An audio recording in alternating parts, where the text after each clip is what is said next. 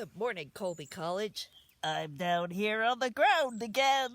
That's because it's springtime and the ground has all these things coming up from it. And these are right in my backyard. I have a whole patch of them here. And they're this really special spring flower called Jack-in-the-Pulpit.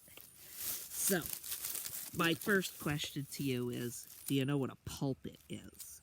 So a pulpit is the place where a minister or a preacher preaches from. And they used to have these pulpits. That were way up, away from the congregation, in this little stand that had a round piece over the top of it so it would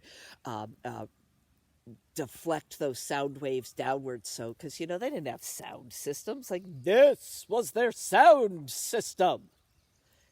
Really. You had to have a commanding voice to do that. So part of what they did was they built something over the top of the pulpit to keep the sound down, because we know if it's smaller, the sound is louder. So these are called Jack-in-the-Pulpits because, let's take a look at the flower. This one's the best one that's right out here. So let's see. See this flower? So this flower's got a little top on it. See, there's the pulpit. And if you look inside the flower, you look inside there. Let's see, where's my finger? Look inside there. There's a black flower in there. Jack-in-the-Pulpit. Now, that is the flower for this. That is the flower. That's what that flower does. That's what that flower looks like. And they grow in clusters. They tend to grow in clusters. So I've got like several here, and they go back, and they're all around here. And they're not a perennial. You have to reseed them, but they have the weirdest seed pod. You should look this up. Look this up. The seed pod. Just look up Jack in the Pulpit. That's what it's like. Jack, the name, in the pulpit, Jack in the Pulpit, and it will show you what it looks like when it's seeding, because it's this big long spike with a ball on top of it, and it's got all these red seeds on it. It looks like an alien landed on the planet and had babies.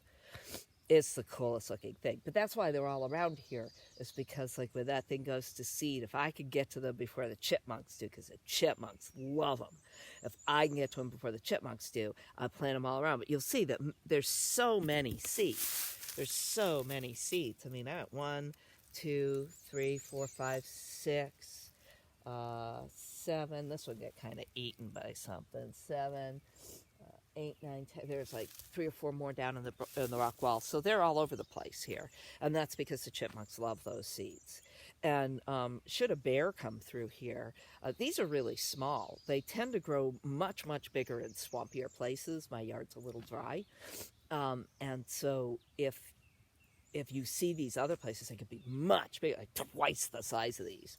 And bears really like the tubers of this. This is like a favorite food.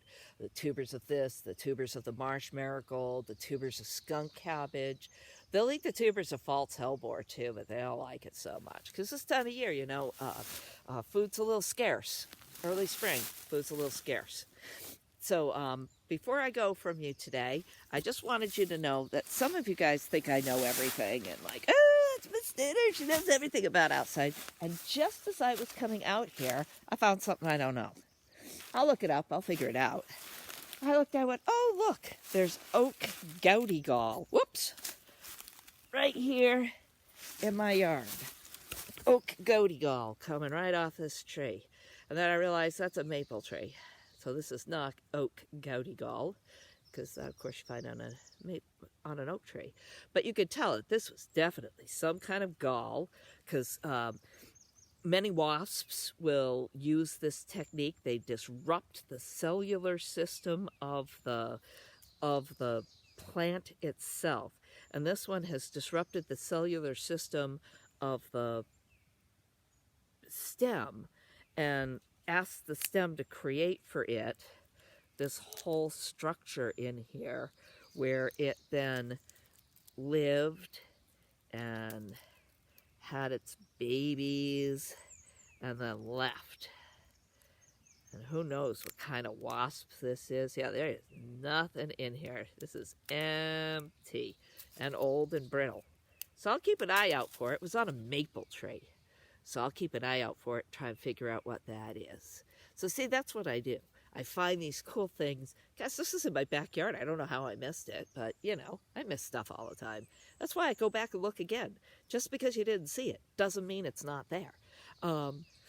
So, yeah, here's a mystery for me to figure out.